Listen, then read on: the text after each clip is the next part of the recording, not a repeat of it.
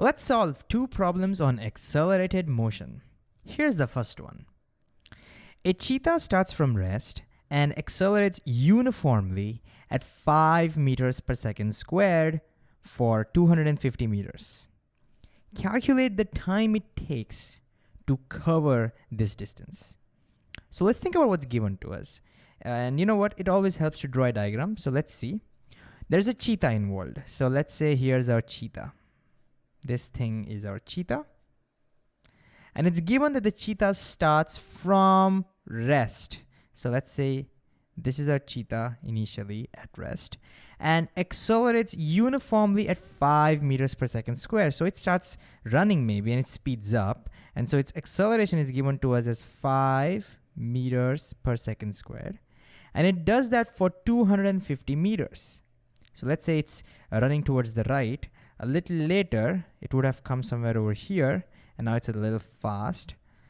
And let's say this distance is that 250 meters. We need to calculate the time it takes to cover this distance. So how long does our cheetah take to go from here to here? That is the question. How much time? Now, my initial thoughts would be, can I just go ahead and use the formula speed equals distance over time?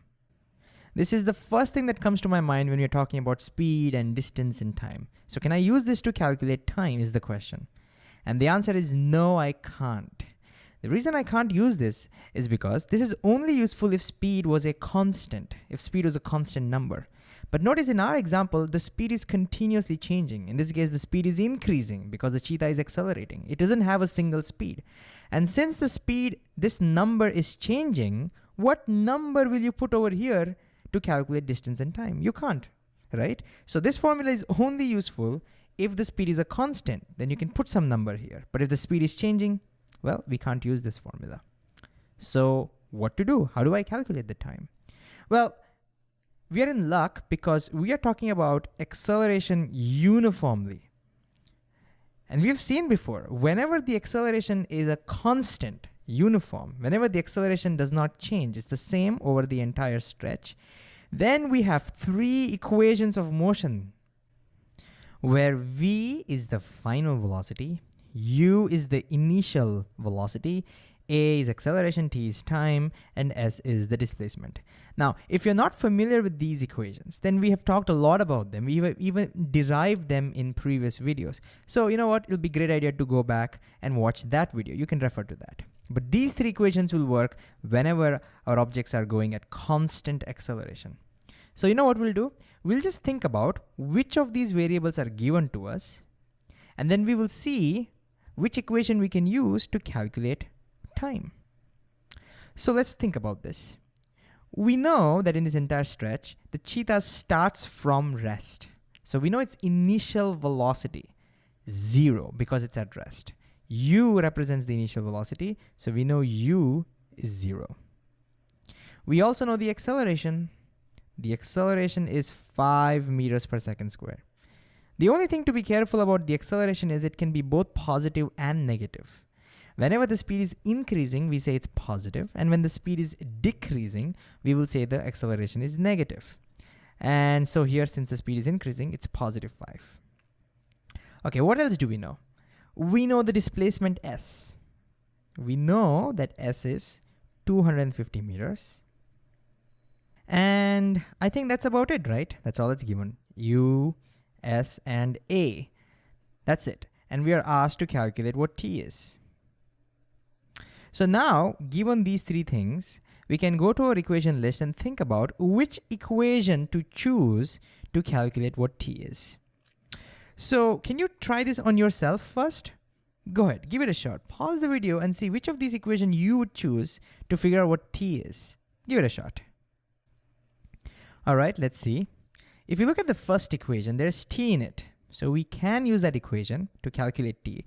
But the problem is there's also v, that's the final velocity, the velocity over here, and that's not mentioned to us. We're not given that number. And so because v is also not given, we can't use that equation. Let's look at the second one. We have t in it, so that's good because we want to calculate t.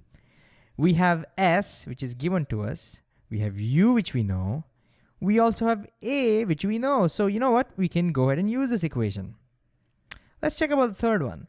The third equation doesn't even have t in it. So this is useless for us, right? Because there is no t. What's the point?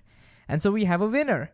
We can use s equal to ut plus half at squared and see what t is. So if we substitute, s is 250 meters. That equals u, which is 0. So this part becomes 0, plus half times a, which is 5 meters per second squared. I usually like to put in the units so that we will get the answer with the units. So 5 meters per second squared into t squared.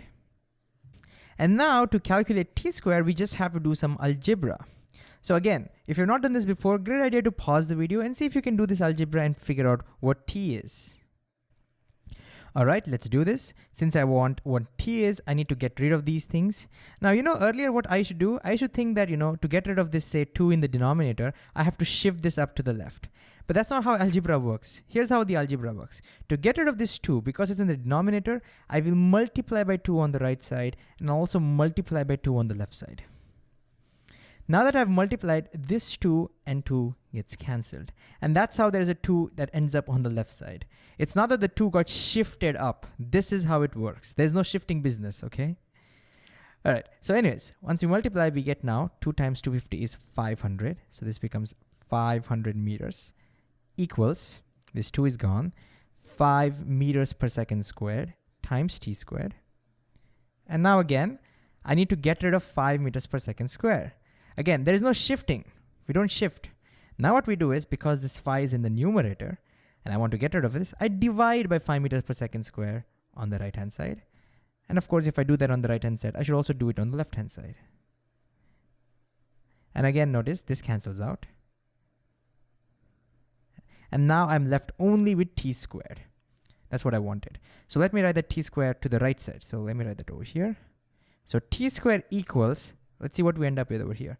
So 500 divided by 5, the 5 cancels, and we get 100. 5 goes one time and you get 100. So t squared becomes 100. And let's see what happens with the units. Be careful with the units. There's a meter here and there's a meter in the denominator. That cancels. And we have 1 over second square in the denominator. That ends up being second square in the numerator. You can just pause and just check that. And so anyways, we end up with this. And now since we want to calculate what t is, well, there's a square. So we can take square root on both sides. So if we take square root on both sides, we will get t equals square root of 10. 100 is 10. Square root of s squared is s. So there we have it. That's our answer. So this means the cheetah took 10 seconds to cover that distance of 250 meters. Let's do one more. Can you first read this question and try to solve this all by yourself? Again, pause the video and give it a shot. All right, let's see. A train moving at 20 meters per second. So let's quickly draw this as we read. So imagine here's our train. And this train is already moving, let's say this way, at 20 meters per second. Brakes and decelerates uniformly at 8 meters per second squared. So it's braking. It's slowing down. And so there's a deceleration. And that number is 8 meters per second squared. So it's decelerating at this rate. And whenever things are decelerating, we say it has a negative acceleration. Okay, so it's slowing down. How much distance does it travel before coming to a stop? So as it slows down, let's say imagine a station has arrived, as it slows down, eventually it will stop, right? Somewhere over here, let's say it stops. So it comes to rest.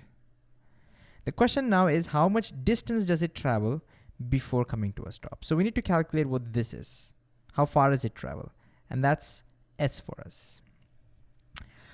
Okay, so how do we do this? Same thing, it's a uniform acceleration. It's deceleration, but the point is it's uniform. So we can use one of these equations. So let's see what's given. We know the initial velocity because we know initially it's at 20 meters per second. So that's 20. We know the acceleration, a, that's minus 8 meters per second squared. What else is given? We know finally it comes to rest. So that means we know its final velocity this time. That's 0. And we have to calculate what s is. Again, you know the drill. Pause the video, see which equation you would choose to figure s out.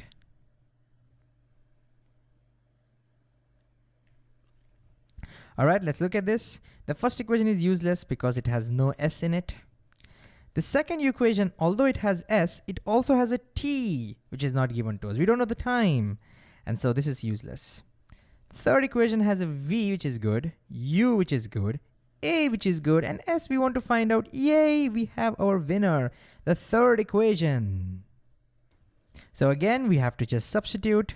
V is 0, so v squared is also 0, equals u squared, that is, let's use the same color, 20 meters per second, the whole squared, plus 2 times a, we have to be careful, it's negative 8 meters per second squared, times s.